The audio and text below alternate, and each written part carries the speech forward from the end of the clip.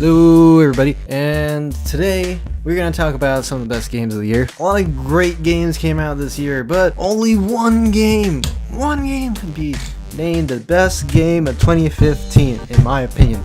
So the only games that I will be considering for this title are the ones that I've actually played. So sorry for you people who think that Batman Arkham Knight or something else is the best game of the year, because I haven't played this game, so I don't know if they're actually any good. I've heard they're good, but you know, stuff like that. But anyways, so we're gonna start off this list right away, and we're gonna look at the number 5 slot. This is actually the hardest slot to fill for me because I couldn't really think of anything. I mean, there's a lot of good games this year, and I don't know what deserved to be in the top 5 because a lot of them deserve to be, but I am going to put out this game that a lot of people think should be game of the year. A lot of people are talking about it on the internet, and it's the PC exclusive game that shows that PC is awesome and how consoles suck. I'm just kidding. It's very creative and all that stuff, and it's called Undertale. Undertale was an amazing game. I have not beaten it, but it was hilarious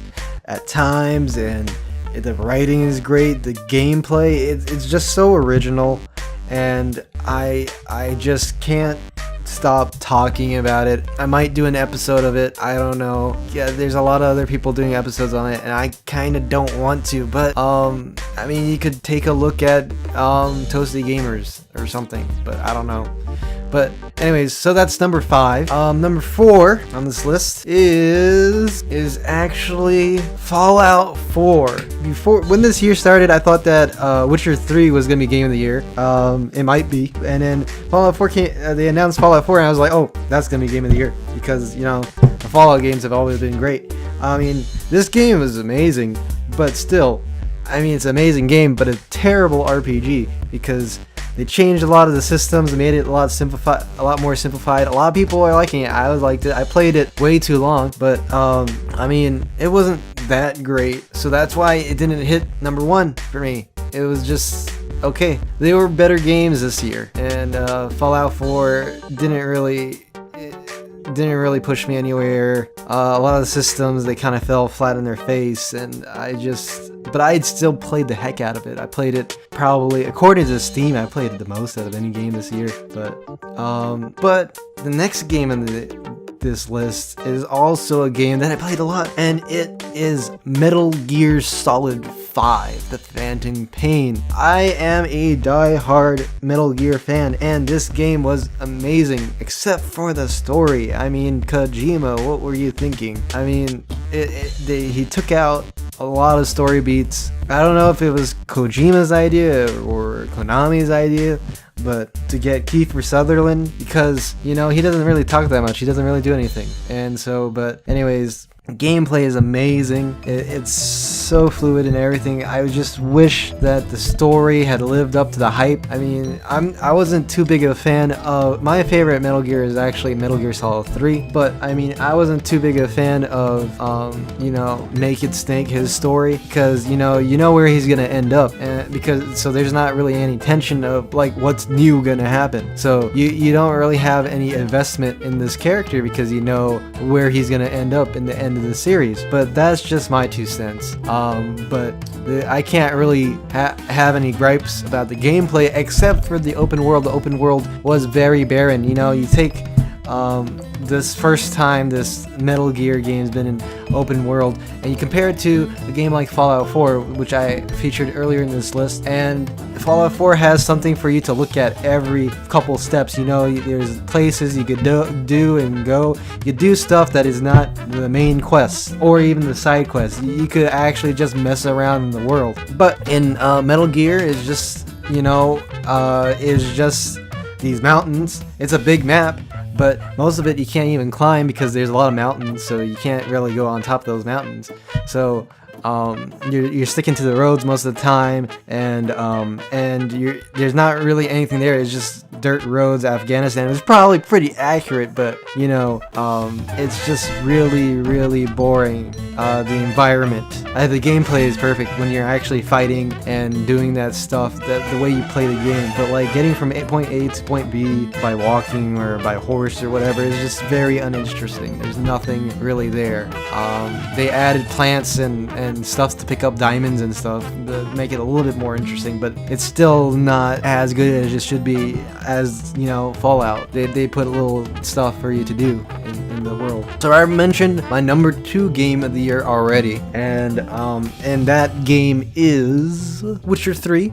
Yeah, Witcher 3. I really like this game. The only problem with this game I would have is that it's a fantasy game. I'm not really interested in fantasy. Kind of bores me. So like, and I have this really bad habit of reading the subtitles, and when I'm done reading the subtitles, because I gotta read really faster than they can talk it, I just try to skip to the next line. But a lot of times and somehow for some reason it skips multiple lines, so it's really hard for me to catch up with the story. But some of the side quests on here are really amazing. You're like, oh, this is a side quest? This is not even a main quest? And you put so much detail and such, like, there's this one quest, the Blood Baron, that is one of the family matters or whatnot.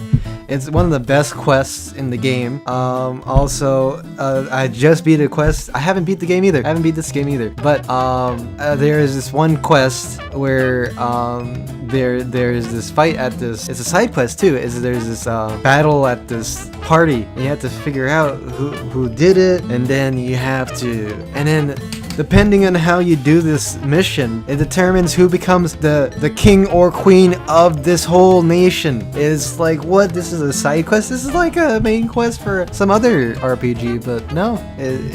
I was like, man, I'm thoroughly impressed. Some of the like certain scenes in this game, it really impressed me. But the main problem I have with it is I can't really connect with the main character, Geralt, because he's very dry. And I know they made him that way for a reason, but I just really don't like the main character. But what I do like about the choices in the game is that it's very how would you say, the choices you make is very gray. You know, it's not like, oh, this is the good ending. You do this, then this, and this, and this is how you get the good ending.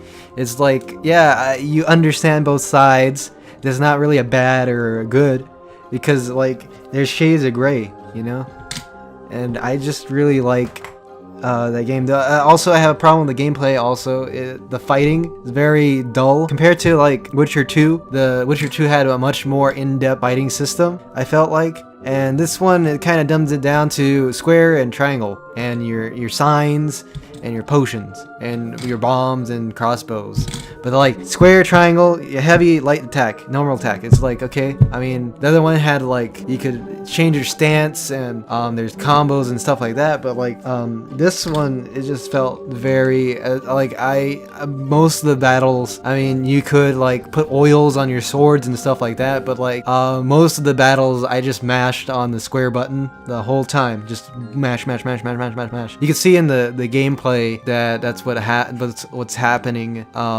There's a little variation to the combat. So I mean, the combat isn't the main draw for this game, I feel. But I mean, the vastness of this world is kind of amazing, even though it's kind of a little bit glitchy. But that's my number 2 game of the year. But here, guys and gals, here is the number 1 game of this year, and it is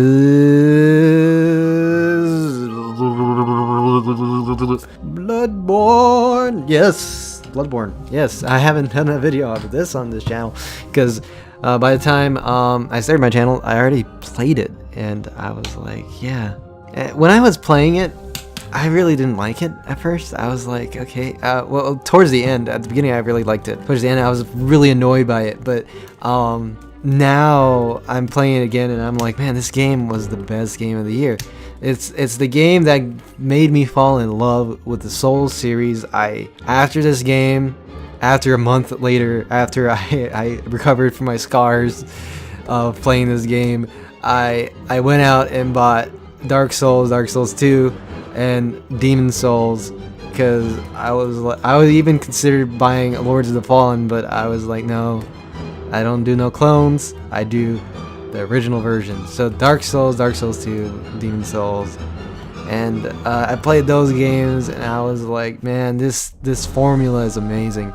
Combat is deep, story is deep. You could think about it for days and days. You think about it, you walk away from it, and you think about what's going on in this world and how you're interacting with these people. I mean, it's not for a mainstream audience. I don't think I could like hand this to like the average Joe or your friend, but I think it's something like the Pepsi test. You know, you gotta try it out and see if you like it. If you don't, I mean, you gotta stick through it. You gotta try to do like, what, 10 hours maybe?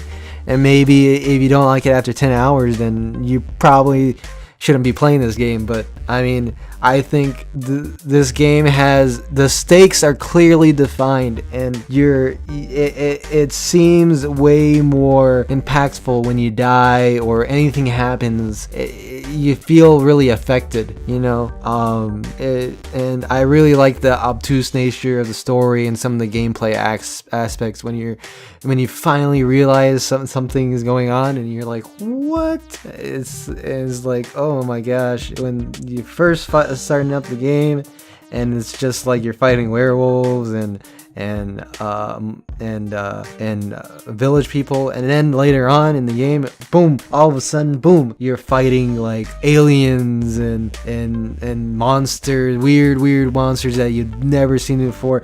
This game has some of the best creature design in video games right now. But I would have to say that the werewolves in this game are way scarier than the werewolves in another AAA title that came out this year that is on my worst 2015 list, which will be coming out eventually, but it'll be coming out later. But anyways, yeah, it's Bloodborne. Thank you, congratulations. Here's your reward, Bloodborne.